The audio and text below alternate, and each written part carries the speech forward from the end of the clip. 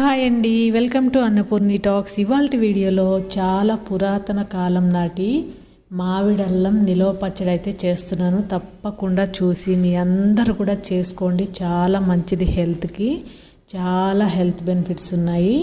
Last time పండు మిరపకాయ పచ్చడి చేసినప్పుడు చాలామంది గ్రామ్స్లో కాదు కప్పు కొలతల్లో చెప్పమన్నారు. ఇప్పుడైతే కప్పు కొలతల్లో చేసి చూపిస్తాను.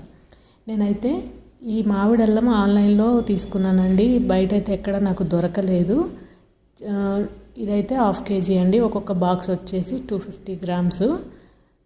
బాగానే ఉంది, ఫ్రెష్గానే ఉంది. ఇదంతా కూడా మనం చక్కగా పైన పొట్టు తీసేసుకోవాలి. ఈ పొట్టు తీసేసుకొని శుభ్రంగా కడిగి పెట్టుకోవాలన్నమాట. ఆరపెట్టుకుంటే ఇంకా మంచిది. నేనైతే నైట్ ఆరపెట్టేసి నెక్స్ట్ డే మార్నింగ్ పచ్చడి చేశాను. అలా చేసుకుంటే ఇంకా మంచిదన్నమాట. ఈ విధంగా మొత్తం పొట్టంతా తీసేసుకొని కడిగి శుభ్రంగా ఆరపెట్టేసి మరుసటి రోజు మార్నింగ్ అయితే నేను ప్రిపేర్ చేస్తున్నాను. ఈ మామిడల్లం మొత్తం అంతా కూడా శుభ్రంగా ముక్కలుగా కట్ చేసుకోవాలి. చాలా చాలా హెల్త్ బెనిఫిట్స్ ఉన్నాయి. చాలా హెల్త్కి మంచిదండి. తప్పకుండా ట్రై చేయండి, సూపర్గా ఉంటుంది. ఇప్పుడైతే ముక్కలన్నీ కట్ చేసుకొని ఒక గిన్నెలోకి తీసుకుంటున్నాను. ఇవి అయితే ఒక గిన్నె నిండా అయినాయండి. ఫుల్గా 1 కప్పు అల్లం ముక్కలు అయితే అయినాయి, మామిడి అల్లము. దాన్ని పక్కన పెట్టుకొని ఇప్పుడు చింతపండు లోపల ఉన్న ఉట్లు ఏమన్నా గింజలు అవన్నీ ఉంటే క్లీన్ చేసేసుకొని తీసుకుంటున్నాను. ఇది కూడా గిన్నెతో కొలుసుకుందాము. ఇది 1/4 కప్పు అండి. ఇలా పైన పెట్టి కాకుండా కిందకి నొక్కి అప్పుడు మనం కొలుసుకోవాలి. ఈ విధంగా 1/4 కప్పు చింతపండు తీసుకున్నాను. అదే గిన్నెతో 1/4 కప్పు బెల్లం తీసుకోవాలి. ఇది కూడా 1/4 కప్పు తీసి పక్కన పెట్టుకున్న తర్వాత చింతపండుని 2-3 సార్లు శుభ్రంగా కడిగానండి. కింద మీద వేసి తొక్కుతారు కదా, అందుకని శుభ్రంగా కడిగేసిన తర్వాత ఏదైతే కప్పుతో మనం కొలుసుకున్నామో అదే కప్పుతో ఒక గిన్నెడు నీళ్లు పోసేసి స్టవ్ పైన పెట్టి ఉడికించుకోవాలి. అది ఉడికేలోపు వెల్లుల్లిపాయలు ఒక 4 తీసుకొని ఒలిసి పెట్టుకోవాలి. కొంచెం తాలింపులోకి, కొంచెం పచ్చళ్ళలో వేసి మిక్సీ వేసుకోవడానికి.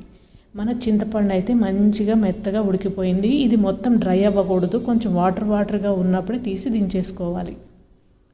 స్టవ్ ఆన్ చేసి ప్యాన్ పెట్టుకొని 1 టేబుల్ స్పూన్ మెంతులు వేసుకొని దోరగా ఈ కలర్ చూపిస్తున్నాను చూడండి, ఈ కలర్ వచ్చేంత వరకు ఫ్రై చేసుకోవాలి, లేకపోతే చేదొస్తుంది.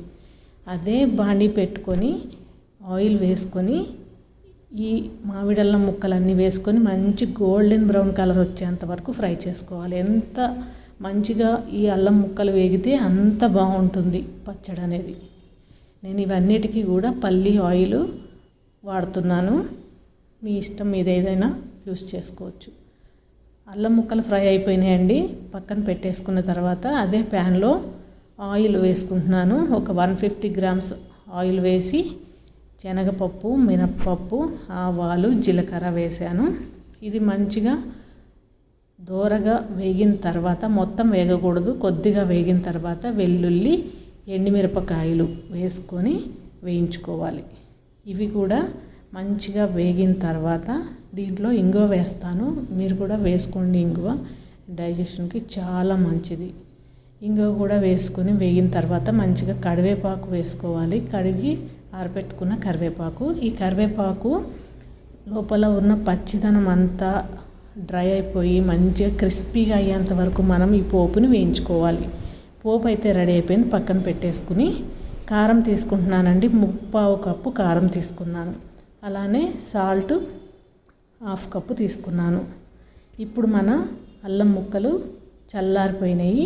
ఇప్పుడు ఒక మిక్సీ జార్ తీసుకొని ఒలుచుకున్న వెల్లుల్లి రెబ్బలు వేసుకొని దాంట్లోనే అల్లం ముక్కలు కూడా వేసుకొని గ్రైండ్ చేసుకోవాలి.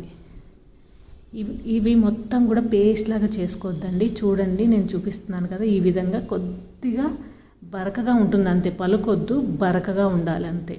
అది ఒక గిన్నెలో వేసి పక్కన పెట్టుకున్నాము కదా. ఇప్పుడు మన చింతపండు కూడా చల్లారిపోయింది. అదే మిక్సీ జార్లో చింతపండు అంతా కూడా వేసేసుకొని మెత్తగా గ్రైండ్ చేసుకోవాలి. ఇది చింతపండు గుర్తుపెట్టుకోండి, డ్రై అయ్యేదాకా ఉడికించకూడదు. చింతపండు మెత్తబడిన తర్వాత మనం దించేసుకుంటే సరిపోతుంది. ఈ విధంగా చక్కగా పేస్ట్ లాగా చేసుకున్న తర్వాత బెల్లం వేసుకోవాలి. ఈ బెల్లం కూడా వేసుకొని గ్రైండ్ చేసుకుందాం. ఇలా మంచిగా గ్రైండ్ చేసుకున్న దాంట్లో మనం మిగతా ఇంగ్రీడియంట్స్ అన్నీ వేసుకుందాము. ఇప్పుడు మనం ఫస్ట్లో వేయించుకున్న మెంతుల్ని పొడి చేశాను కదా, అది వేసేసాను. అలానే కారం వేస్తున్నాను. 2 టైమ్స్ వేయాల్సి వస్తుంది, మిక్సీ జార్ సరిపోదు కాబట్టి, అందుకని సగం సగం వేసి గ్రైండ్ చేస్తున్నాను అనమాట. సో అన్నీ కూడా కొద్ది కొద్దిగా వేసేసుకొని నేను గ్రైండ్ చేసుకుంటున్నాను. ఈ విధంగా అన్నీ వేసుకొని మంచిగా గ్రైండ్ చేసుకోవాలి. ఈ విధంగా చక్కగా ఎక్కడా కూడా వాటర్ అనేది తగలనియొద్దు, పచ్చడి పాడైపోతుంది అసలు. ఈ విధంగా మంచిగా మెత్తగా గ్రైండ్ చేసుకోండి.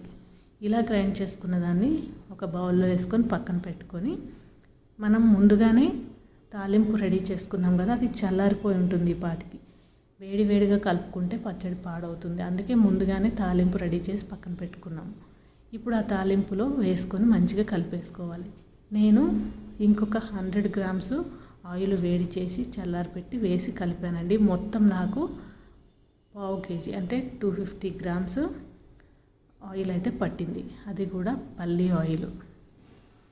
ఇప్పుడైతే పచ్చడి అనేది మంచిగా కలిసిపోయింది, చల్లారిపోయింది. ఇలాంటి గ్లాస్ జార్లో వేసుకొని చక్కగా స్టోర్ చేసుకుంటే మనకి చాలా అంటే చాలా బాగుంటుందండి. ఇడ్లీ, దోశ, మన వేడి రైస్లోకి సూపర్గా ఉంటుంది. అదిరిపోయే ఈ మామిడల్లం నిలవ పచ్చడిని మీరందరూ కూడా ట్రై చేయాలి. Please like